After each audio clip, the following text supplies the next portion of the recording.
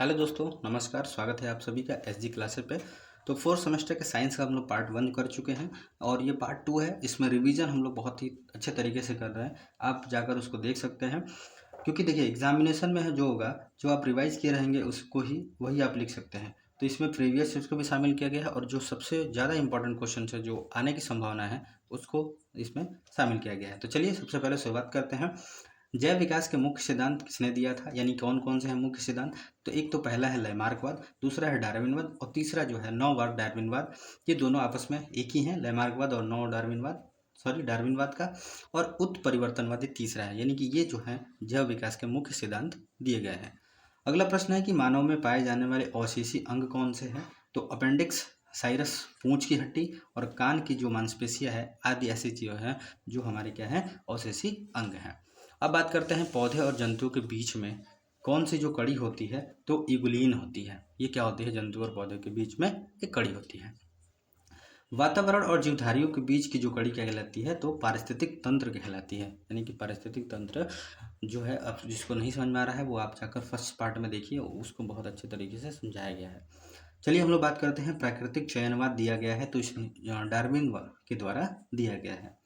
अब हम लोग जो बात करते हैं मिनरल्स के बारे में बात करते हैं। ध्यान से देखिए, यहाँ पे मिनरल्स होते क्या हैं, यानी खनिज क्या होते हैं। तो पृथ्वी के गर्भ से निकाले जाने वाले पदार्थ खनिज कहलाता है। यानी पृथ्वी के जो अंदर से, जमीन के अंदर से जो चीज़ें निकाली जाती हैं खुदाई करके, उसको हम लोग क्या कहते हैं, मिनरल कहते हैं या खनिज कहते हैं। अब यहाँ से बात आती है खनिज के बारे में। जैसे हम लोग क्या कह सकते हैं, या एक और तरीके से कह सकते हैं कि प्रकृति में पृथ्वी के अंदर धातुएं एवं उनके यौगिक जिस रूप में पाए जाते हैं उनको खनिज कहा जाता है। ठीक है, चलिए अब हम लोग पढ़ते हैं धातु गैल्वेनीकरण प्रक्रिया क्या होती है। ये प्रश्न पीछे पूछा गया है प्रीवियस ईयर्स में, इसीलिए हम इसको शामिल किए हैं। लोहे को जंग से बचाने के लिए लोहे की चादर या अन्य पात्र को पिघलते हुए जस्ते में डुबो देते हैं, जिसके कारण लोहे पर जस्ते की पतली परत जम जाती है। उसी को हम लोग क्या कहते हैं, धातु गैल्वेनीकरण। यानी कि दो धातु होती है, जो लोहा होता है उस पर क्या करते हैं, किसी और चीज़ का जो चादर है तरह से परत चढ़ा दें उस पर, उसी को हम लोग कहते हैं धातु गैल्वेनीकरण प्रक्रिया। चलिए आगे हम लोग बढ़ते हैं। अब हम लोग बात करते हैं कि आवर्त सारणी यानी पीरियोडिक टेबल होता क्या है। तो देखिए, तत्वों का एक ऐसा क्रम जिससे समान गुण वाले तत्वों को एक ही स्थान पर रखा जाता है, उसी को हम लोग आवर्त सारणी कहते हैं। यानी कि जिनका समान गुण हो उस तत्वों को क्या करते हैं, हम एक जगह पर रख देते हैं, उसी को हम लोग कहते हैं आवर्त सारणी के नाम से जानते हैं। अब आते हैं वर्ग क्या होता है या समूह क्या होता है। देखिए, सारणी में 8 ऊर्ध्वाधर खाने हैं जिन्हें हम क्या कहते हैं, वर्ग या ग्रुप कहते हैं। ये सारे जो प्रश्न हैं वो प्रीवियस ईयर्स के प्रश्न हैं जो इसमें शामिल किया गया है। साथ में बहुत सारे ऐसे प्रश्न हैं जो आपको एग्जाम में देखने को मिलेंगे। चलिए हम लोग बढ़ते हैं आगे। आवर्त क्या होता है, यानी पीरियड्स क्या होते हैं। तो आवर्त सारणी की क्षैतिज पंक्तियाँ, हॉरिजॉन्टल रो, आवर्त जो कहलाता है। यानी कि जो क्षैतिज पंक्तियाँ हैं आवर्त सारणी में, है ना। क्षैतिज क्या होगा, ये वाली ऐसे क्षैतिज, है ना। ऊर्ध्वाधर क्या होती हैं, ऐसे। ठीक है, तो इसमें जो आवर्त जो हॉरिजॉन्टल रो होती है उसी को हम लोग क्या कहते हैं, आवर्त कहते हैं। फिर आते हैं संक्रमण तत्व क्या कहलाते हैं। देखिए, फोर्थ एंड फिफ्थ तथा सिक्स्थ आवर्त में या वर्ग में 8 के तत्व संक्रमण तत्व कहलाते हैं। इस तरह मेंडलीफ आवर्त सारणी में 90 संक्रमण तत्व हैं। ये देखिए, आपका एमसीक्यू में भी क्वेश्चन बन सकता है कि मेंडलीफ आवर्त सारणी में कितने संक्रमण तत्व हैं। तो कितने हैं, 90 हैं, 90। ठीक है, चलिए आगे हम लोग बढ़ते हैं। आवेश क्या कहलाता है या आवेशन क्या कहलाता है। किन्हीं दो वस्तुओं को आपस में रगड़ने पर या एक दूसरे के पास लाने पर एक वस्तु में दूसरी वस्तु को अपनी ओर आकर्षित करने का जो गुण उत्पन्न हो जाता है, उसी को हम लोग क्या कहते हैं, आवेश कहते हैं। ठीक है, तो ये आपको समझ में आ गया होगा कि जब हम एक वस्तु को दूसरे वस्तु के साथ रगड़ते हैं तो उनमें आकर्षित करने की जो क्षमता उत्पन्न हो जाती है, गुण उत्पन्न हो जाते हैं, उसी को हम लोग क्या कहते हैं, आवेश कहते हैं। चलिए आगे बढ़ते हैं। अगला हम लोग देखते हैं धन आवेश एवं ऋण आवेश क्या होता है। ये प्रश्न भी प्रीवियस ईयर से पूछा गया है। ठीक है, जब कांच की छड़ में रेशम से रगड़ते हैं, ठीक है, तो कांच की जो छड़ होगी उसमें जो उत्पन्न आवेश होगा वो धन आवेश होगा, वो पॉजिटिव होगा। लेकिन जो रेशम में जो उत्पन्न होगा आवेश, उसको हम लोग उसको बोलेंगे ऋण आवेश यानी निगेटिव। ठीक है, ये धनावेश और ऋणावेश ये आवेश होते हैं। अब आते हैं एकांक आवेश क्या होता है। देखिए, यदि समान परिणाम के दो सजातीय आवेश वायु या निर्वात में एक दूसरे से 1 सेंटीमीटर की दूरी पर स्थित हों, परस्पर 1 न्यूटन का प्रतिकर्षण बल लगाएं तो प्रत्येक आवेश जो होता है वो एकांश आवेश के नाम से जानते हैं, एकांक आवेश के नाम से जानते हैं। ठीक है, चलिए हम लोग बात करते हैं अगला, आवेश का जो मात्रक होता है वो क्या होता है।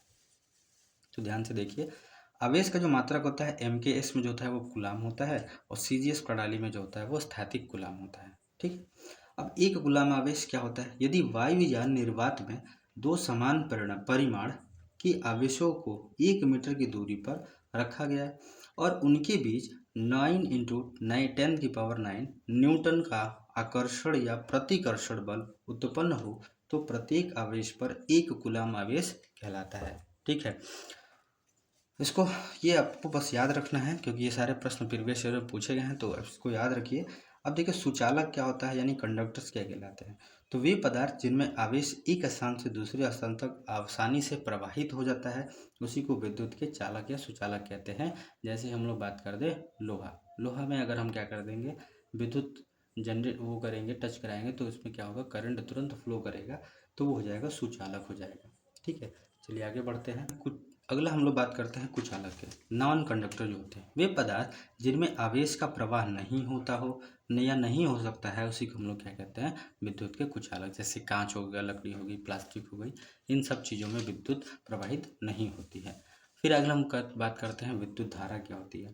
तो विद्युत आवेश के प्रवाह को विद्युत धारा कहते हैं, या कह सकते हैं कि आवेश के प्रवाह की जो दर होती है उसी को हम लोग क्या कहते हैं, विद्युत धारा कहते हैं। इसका जो मात्रक होता है वो क्या होता है, एम्पीयर होता है। ठीक है, अब एम्पीयर क्या होता है, तो किसी परिपथ में जब 1 कूलाम आवेश 1 सेकंड में प्रवाहित होता है तब उस परिपथ में प्रवाहित विद्युत धारा की तीव्रता जो होती है वो 1 एम्पीयर होती है।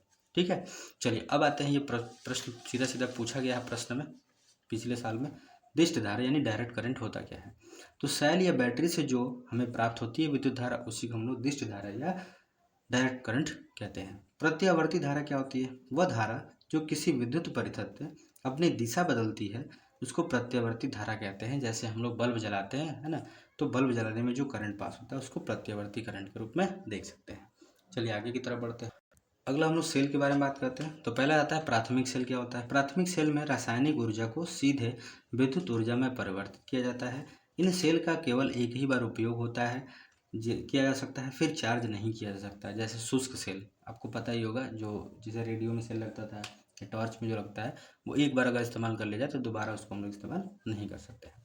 अगला बताते हैं कि ओम्स का नियम क्या कहता है। तो यदि ताप आदि भौतिक अवस्थाएं नियत रखी जाए, है ना, तो किसी प्रतिरोध के सिरों के बीच उत्पन्न विभवांतर उससे प्रवाहित धारा को समानुपाती होता है। ये ओम्स का नियम है। तो दोस्तों ये रहा आपका जो साइंस है, 2 पार्ट्स में आपका पूरा पूरा खत्म हो गया है। बाकी जो चुंबक के बारे में थोड़ा सा है, तो चुंबक आप जानते ही हैं, चुंबक कैसे बनता है, क्या उसका लक्षण होते हैं, क्या गुण होते हैं, ये सारी चीज़ें जो है आप रिवाइज कर सकते हैं। तो दोस्तों लाइक कीजिए, शेयर कीजिए हमारे HG क्लासेज को। मिलते हैं आपको अगली वीडियो में, तब तक धन्यवाद।